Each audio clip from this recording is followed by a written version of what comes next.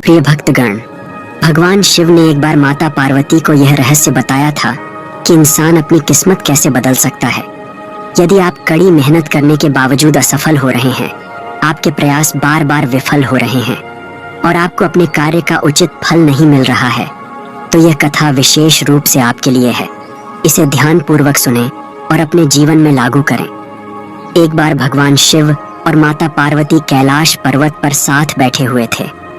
तभी माता पार्वती ने भगवान शिव से कहा, प्रभु, मेरे मन में एक प्रश्न है, कृपा करके मेरे इस प्रश्न का उत्तर देकर मेरी जिज्ञासा शांत करें। भगवान शिव मुस्कुराए और बोले, देवी, बताओ, तुम्हारे मन में क्या प्रश्न है?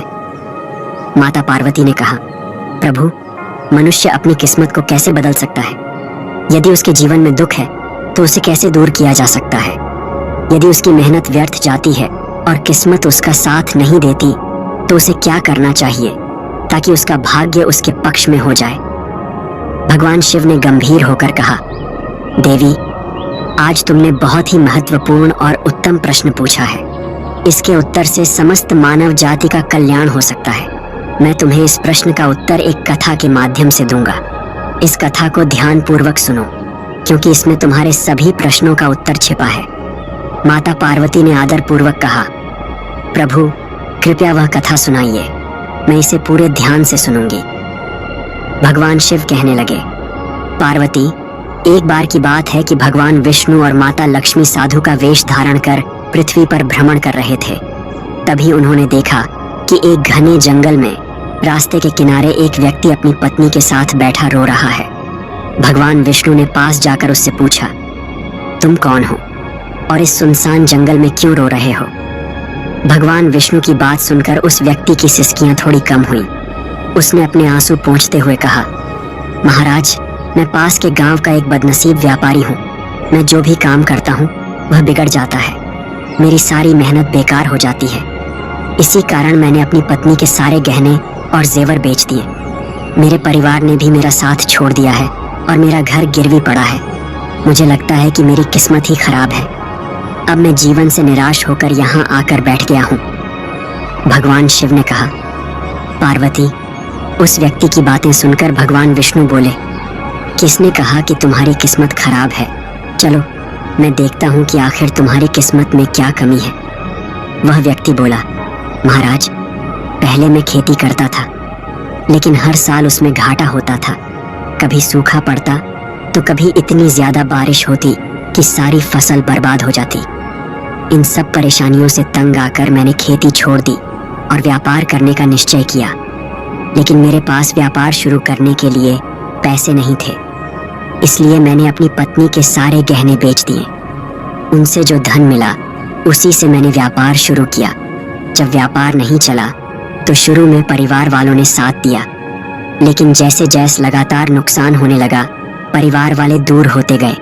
वह व्यक्ति बोला, महाराज, मैं यह सब अपने परिवार वालों के लिए ही तो कर रहा था, लेकिन अब वे मुझे देखकर नजरें फेर लेते हैं।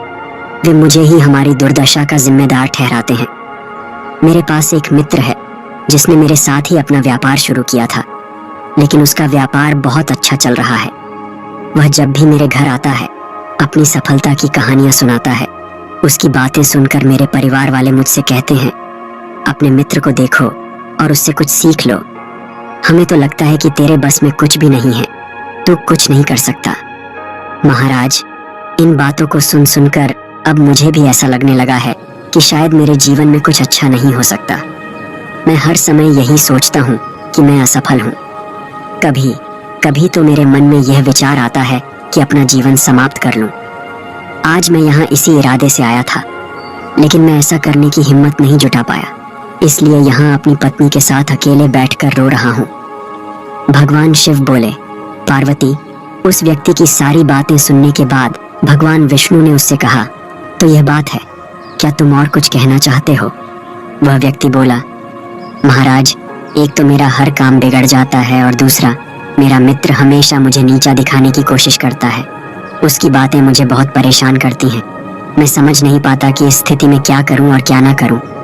भगवान विष्णु मुस्कुराते हुए बोले, क्या तुम अपने मित्र की बातों को सुनकर वास्तव में दुखी हो जाते हो? उस व्यक्ति ने कहा, हाँ महाराज, मैं अपने मित्र की बातों को सुनकर बहुत दुखी हो जाता हूँ। तभी भगवान विष्णु बोले, तुम्हें किस बात का अधिक दुख होता है, अपने असफल होने का या फिर अपने मित्र के सफल होने का? ये सुनकर वह व्यक्ति कुछ पल के लिए चुप हो गया। फिर उसने कहा, महाराज, अगर सच कहूं तो मुझे अपने असफल होने का उतना दुख नहीं होता जितना कि मेरे मित्र के सफल होने से होता है।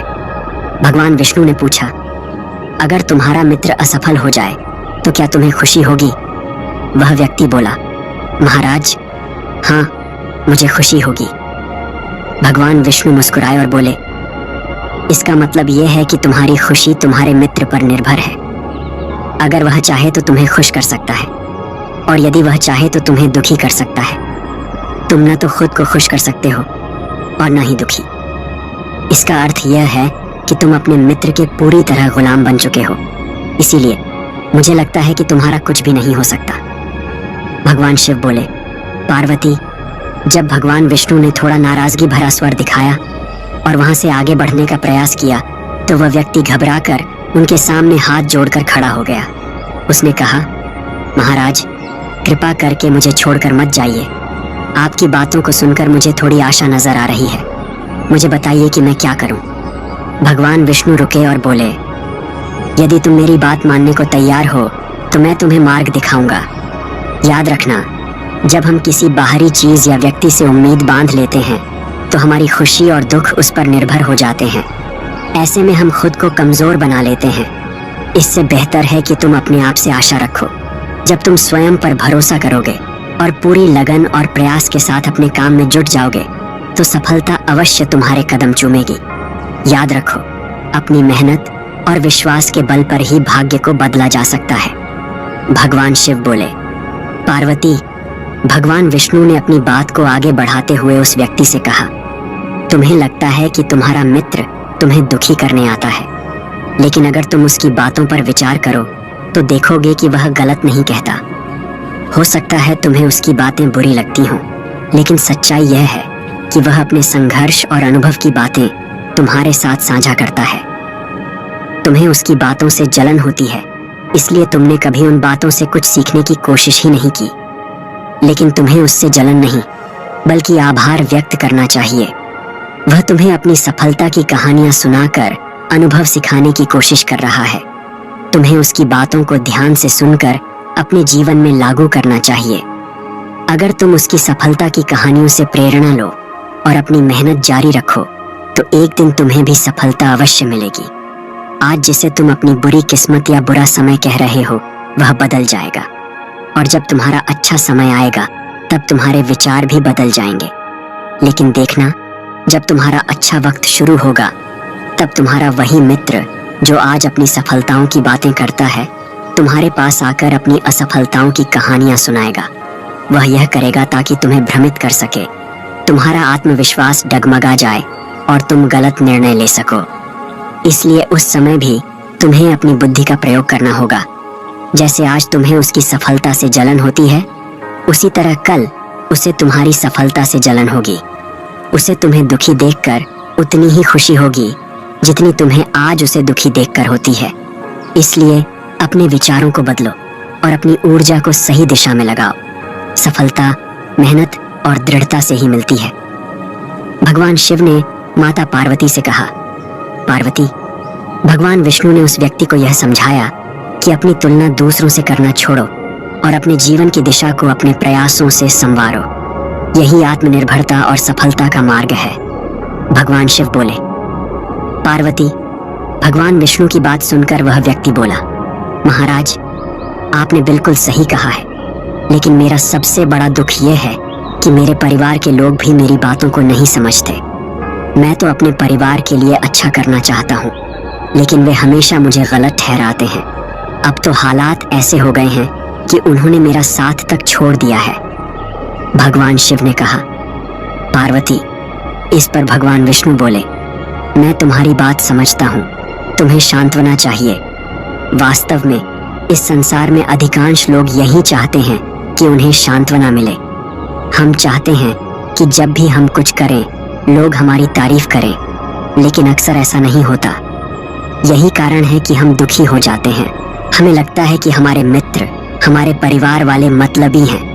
लेकिन जरा सोचो, अगर तुम अपने परिवार को परिवार मानते हो और उनके लिए कुछ करना चाहते हो, तो ये क्यों महसूस होता है कि तुम दूसरों के लिए कर रहे हो? सच तो ये है कि जो कुछ भी तुम कर रहे हो वह अपनी खुशी के लिए कर रहे हो। परिवार के लिए कुछ करना वास्तव में अपने लिए करना ही होता है। अगर ऐसा करते समय तुम्हें लगता है कि तुम दूसरों के लिए कर रहे हो, तो तुम हमेशा दुखी रहोगे। लेकिन यदि तुम मानोगे कि यह सब तुम अपने लिए कर रहे हो, अपने संतोष, अपनी खुशी के लिए, तो तुम्हें किसी से सांत्वना या प्रशंसा की आवश्यकता ही नहीं होगी।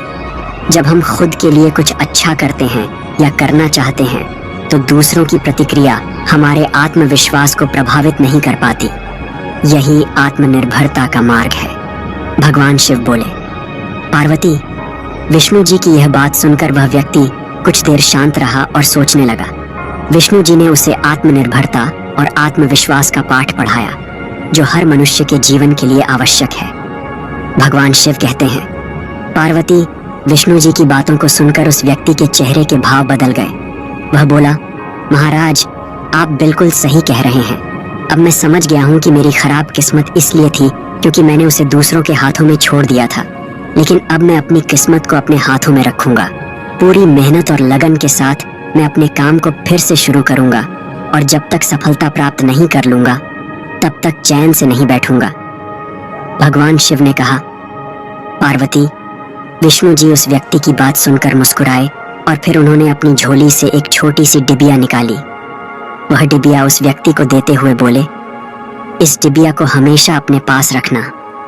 इसमें एक बड़ा रहस्य छिपा है जो तुम्हें किसी भी बड़े से बड़े दुख से बाहर निकाल सकता है। लेकिन याद रखना, इस डिबिया को तभी खोलना जब तुम्हें लगे कि अब तुम्हारे जीवन में जीने का कोई रास्ता नहीं बचा है और यह दुनिया तुम्हारे लिए पूरी तरह बेकार हो चुकी है। यदि तुमने इस डिबिया को समय से पहले खोल दिया, तो इसमें लिखे हुए सभी रहस्य खत्म हो जाएंगे। इसलिए इसे संभाल कर रखना और इसका उपयोग केवल तब करना जब कोई और विकल्प न बचे। भगवान शिव ने कहा, पार्वती, उस व्यक्ति ने विष्णु जी को वचन दिया, महाराज, मैं आपकी बात का आदर करूंगा। जब तक मैं किसी और उपाय से अपने दुखों का समाधान नहीं ढूंढ लेता, तब तक इस डिबिया को नहीं खोलूंगा। भगवान शिव कहते हैं, पार्वती, उस व्यक्ति ने विष्णु जी के वचनों को अपनाया और नए सिरे से अपने जीवन की शुरुआत की। धीरे धीरे उसकी मेहनत रंग लाई और उसके जीवन में बदलाव आने लगा।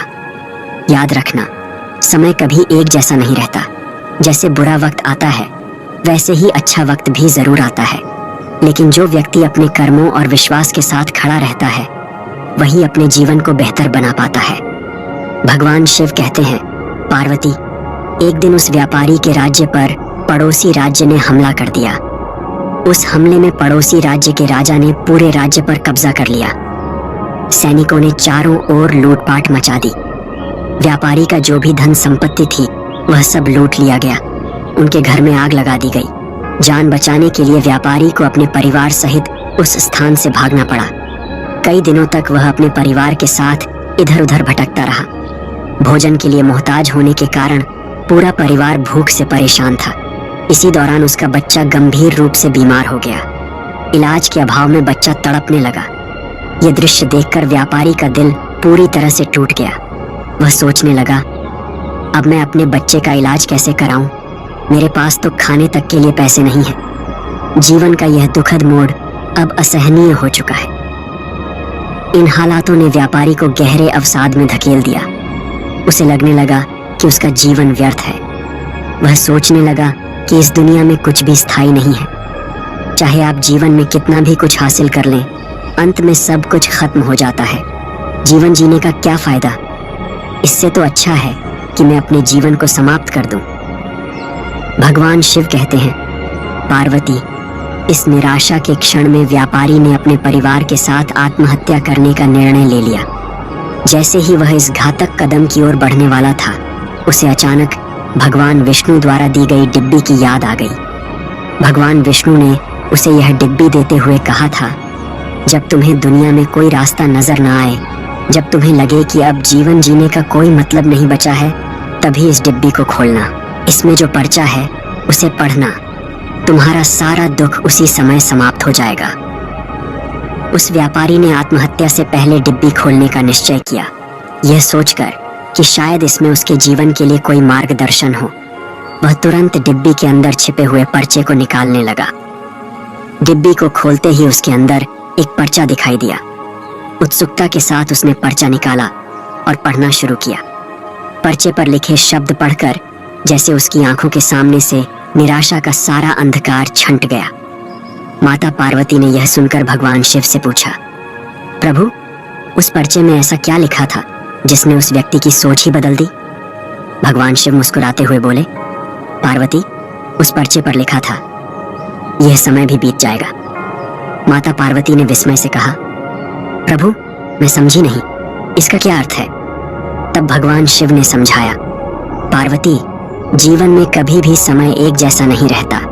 जब अच्छे दिन आते हैं तो वे भी बीत जाते हैं, और जब बुरे दिन आते हैं तो वे भी स्थायी नहीं रहते। समय हमेशा परिवर्तनशील है, इसलिए इंसान को कभी निराश नहीं होना चाहिए।